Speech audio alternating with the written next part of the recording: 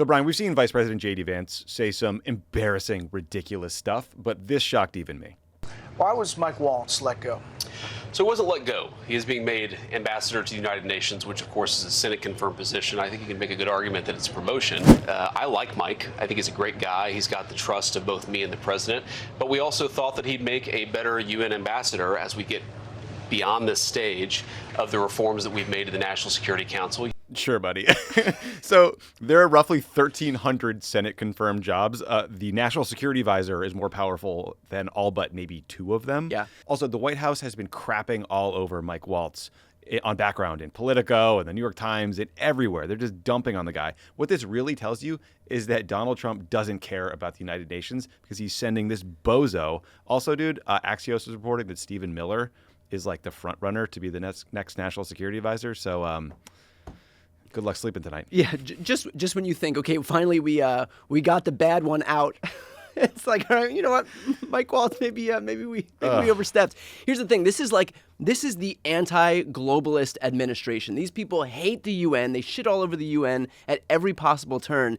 And so then to present this as if it's some major get Big for promotion. Mike Waltz, I mean, this is his consolation prize. And by the way, they know full well that even this consolation prize may not bear itself out, because is he really going to get confirmed by a U.S. Senate in the aftermath of all of this Signal stuff that has just, completely embarrassed them? Do you see he was on Signal in the cabinet meeting Oh, and God. a photographer He got a can't- shot of it? He can't quit it. Can't quit Signal. It's like full addict an mode addict, right now. yeah. I mean, he's going to be like in a DC alleyway somewhere, just looking for someone to, hey man, just one quick group chat. I tried to say addict and I said addict, and I think actually it was correct. Yeah, no, that's also correct. Also, Brian, JD Vance, though, during this interview, he stood up, he took it like a man, and took responsibility for the state of the economy. Let's listen.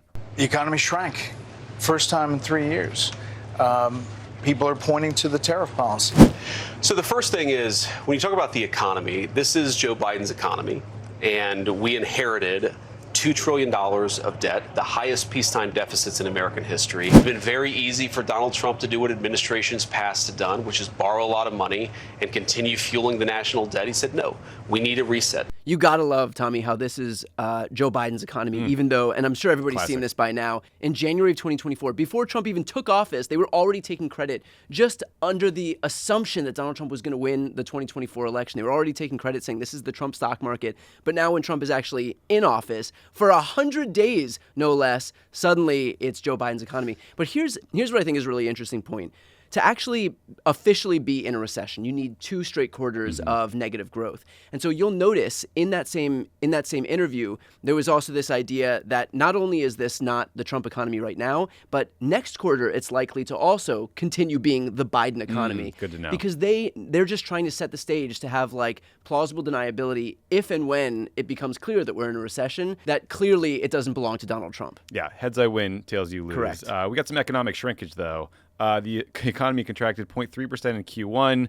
Prices rose about 3.5%. Tariffs are expected to add to that. The economy only added 62,000 jobs in April, but we live on the West Coast. The number of container ships that are expected at our ports starting next week are down by about a third. Yeah. There could be a run on some goods, so things aren't great. Only Donald Trump can manage in 2 presidential terms to clear the shelves both times. Yeah. I mean, it really you, is sir. incredible. Like, I've been around for like a decent amount of time. I never thought I would see the shelves empty, and I certainly never thought I would see them empty twice. Yeah, Soviet bread lines here in America. Yeah. Thank you, sir. President Trump did take some time, though, to deliver some inspiring words to graduates at the University of Alabama. Let's listen. If you look at some of these internet people, I know so many of them. Elon is so terrific, but I know now all of them, they all hated me in my first term, and now they're kissing my ass, Do you know?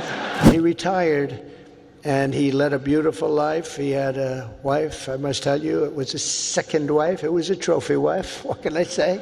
I think you're an internet person, right? I unfortunately am an internet person. It's like, by the way, if Barack is so tired to do the whataboutism, but if Barack Obama spoke at Alabama and like acknowledged the existence of gay people, this college would lose its mind over family values, blah, blah, blah. Trump gets up there, uses profanity, does this like narcissistic, sexist bit about trophy wives. They're like, we love him. Right. Invite him to Party of church. family values. Yeah, thank you invite so him to much. the church. Our evangelical hero. I hate him. He also had a message, though, for Harvard University at the Alabama graduation. Let's hear that. The next chapter of the American story will not be written by the Harvard Crimson. It will be written by you, the Crimson Tide. Wasn't that a clever one, though? Huh? Who would think of that? He's so proud of himself for what some like D-team speechwriter wrote for him. Yeah, you wrote that, sir. Yes. And even if he had just had that bit, just let it lie. Take the W. Don't call attention to yourself for it. So at first, this threat against Harvard was about anti-Semitism and Trump claiming they didn't do enough to prevent it. It has ballooned to this crazy list of demands that includes dictating what Harvard can teach, who gets into the school, what kids can study. It is blatantly unconstitutional. Trump, by the way, does not have the legal authority to unilaterally suspend someone's nonprofit status. It's illegal for the president to ask the IRS to do this. Only the IRS can initiate a process that could lead to this outcome. But if it does happen, if Trump is able to cut off funding to Harvard University or the nonprofit status, it's just going to lead to some of the best researchers in the world just not doing medical research, so we don't find cures to diseases. So great. Correct. And I think the especially dangerous part, which you touched on, is him literally weaponizing yet another part of our government against his political opponents, or who he perceives as being his political opponents. And, it might not matter for most people if they see that Harvard's tax-exempt status would be stripped, even though, to your exact point, I don't think it'll happen.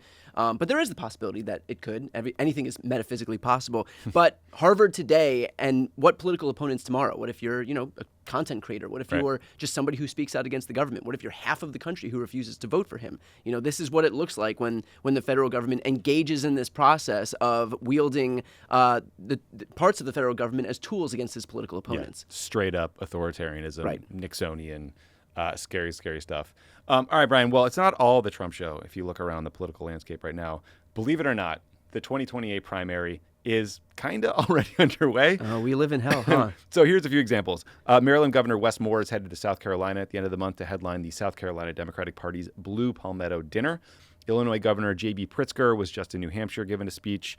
Michigan Governor Gretchen Whitmer has been making news all over the place, going to events with Trump, coming on Pod Save America. Kamala Harris gave a big speech in San Francisco earlier this week.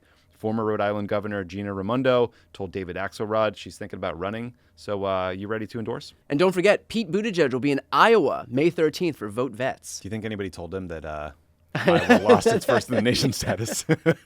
Pete alone in Iowa because guess I'm the first one. He's like, why isn't anybody here? We changed the rules. Actually, we don't actually know what the primary schedule or calendar is going to look like in 2028. It probably won't be what it was in 2024 with South Carolina first. New Hampshire and Nevada want early slots again. I don't really think Iowa has a shot, but we'll see. Yeah.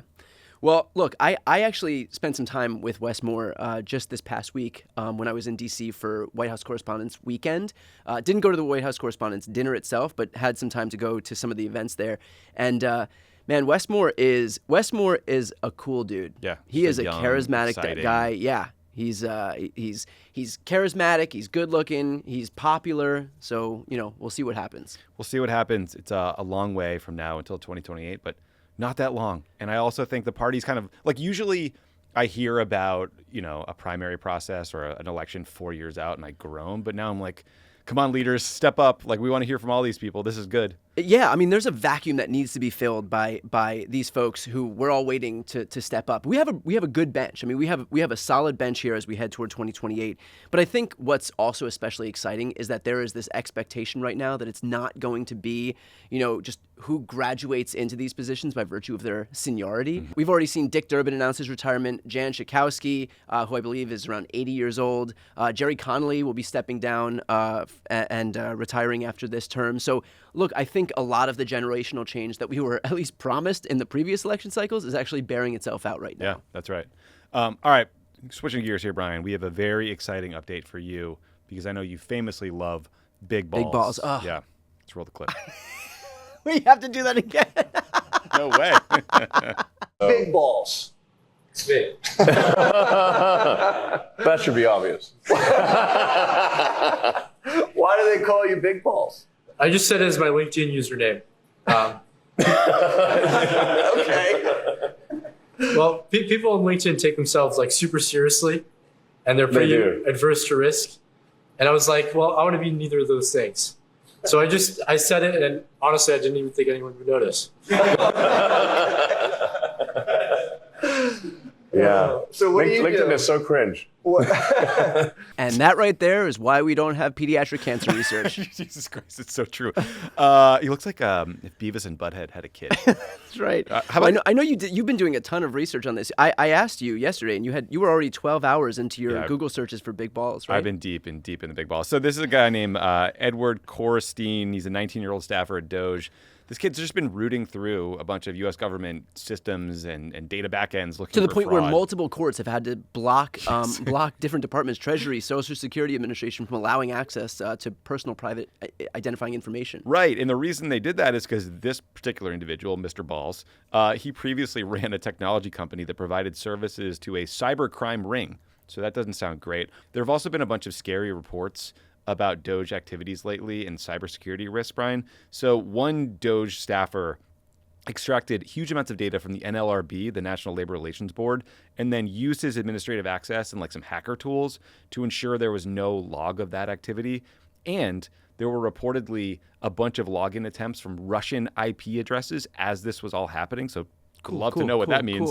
There's also this broader concern that these guys are pulling together huge volumes of data in a way that will make it very easy for foreign spy agencies to steal it, or for an authoritarian leader to use it to, track and punish his enemies. So not great. Well, Tommy, that would be especially bad if one of these Doge boys was actually fired from his previous job for leaking company secrets. Was that individual Mr. Balls? That was Mr. Balls, yes. Tough. The 19-year-old high school grad, Edward Korstein, also known by the online moniker Big Balls, was terminated for leaking internal information to the competitors, according to a June 2022 message reviewed by Bloomberg. How did this 19-year-old have so many previous jobs? It's like when I was 19, my previous jobs included going to school. Yeah, exactly.